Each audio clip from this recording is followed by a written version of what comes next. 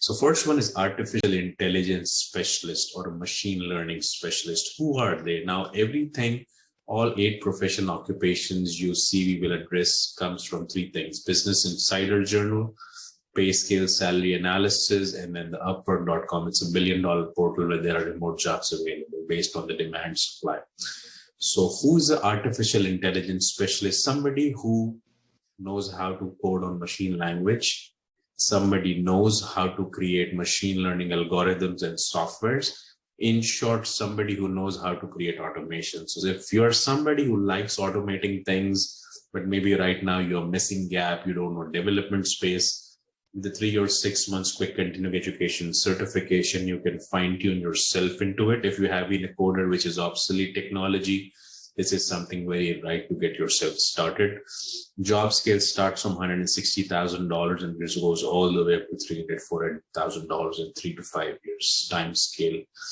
Everything, remember, which is an emerging technology like metaverse, NFT, you will see there are content regarding it, but there is a fluff around it. Many people still don't understand. And that's the right thing to get into and get yourself expertise, because you can ask your own price. You can demand your own price, whether you work as a freelancer, a job seeker, a transitional person who is tired working for the last 10 years and now wants to get into something high demand and loves a remote job.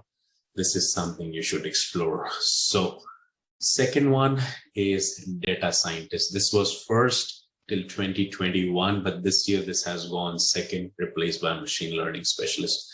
Who's a data scientist? We all know somebody who loves data, like to play with numbers, graphs, charts, but they also love technology. So somebody who has been bachelor's in commerce, statistics, loving math skill, love numbers, should consider these occupational and professions.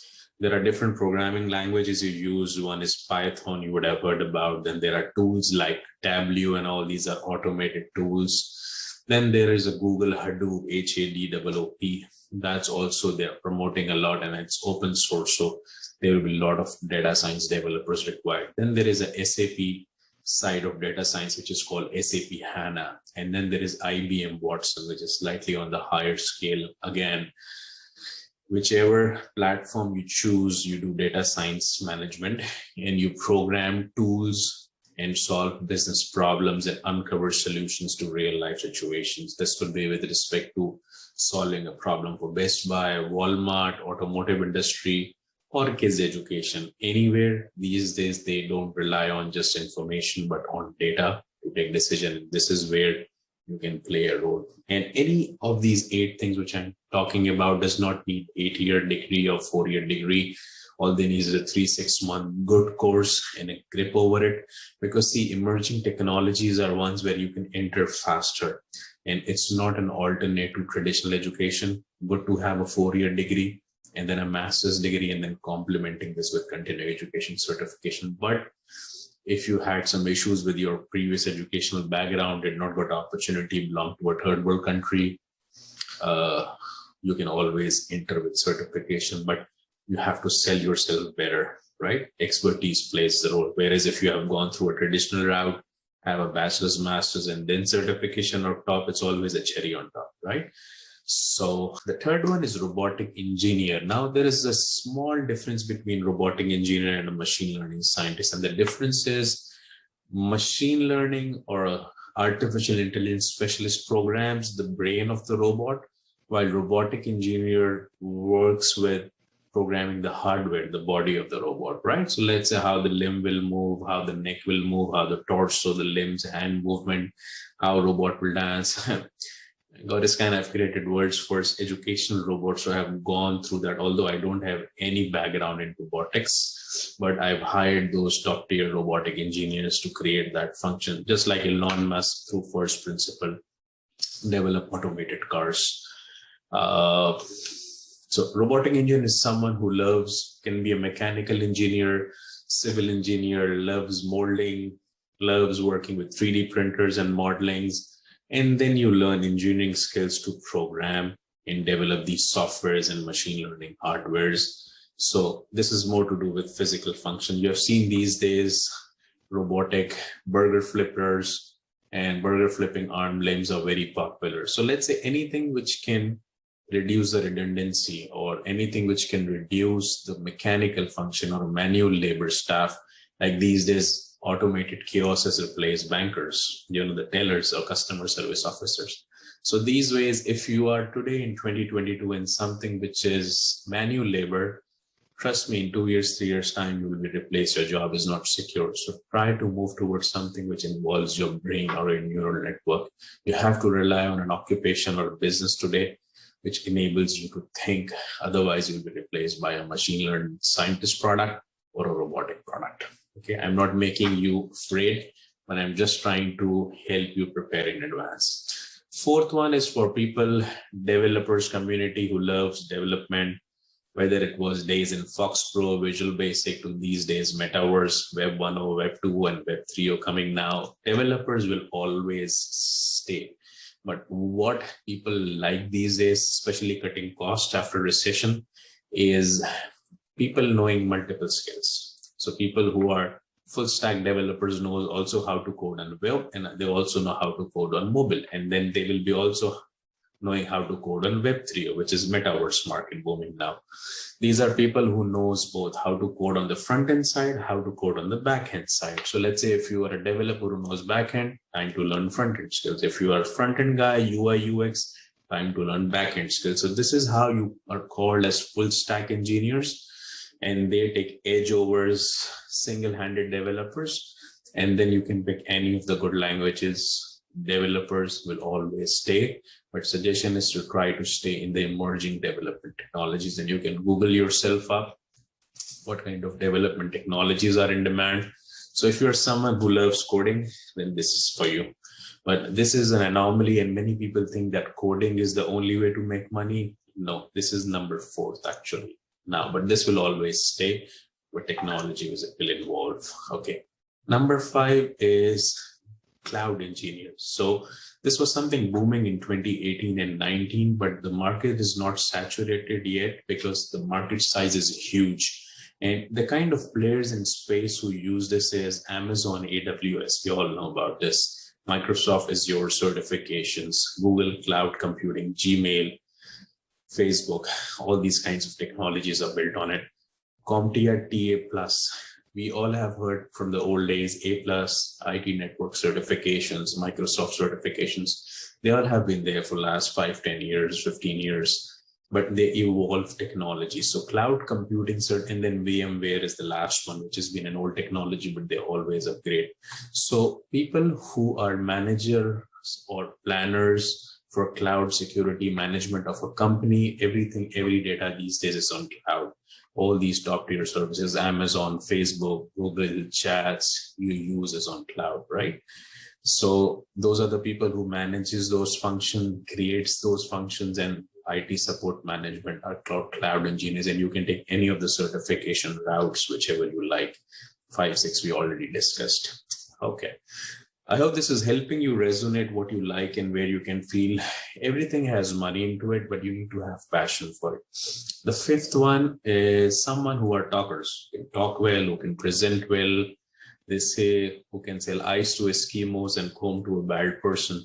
So those are the people who are called sales experts. And then there are people who are inbound specialists and outbound specialists. Inbound, people who can take calls, leads from websites, Amazon stores, Shopify, blah, blah, blah, and then can convert customers. And then outbound, who can go out in the field, sell the cars, sell the products, do door-to-door marketing.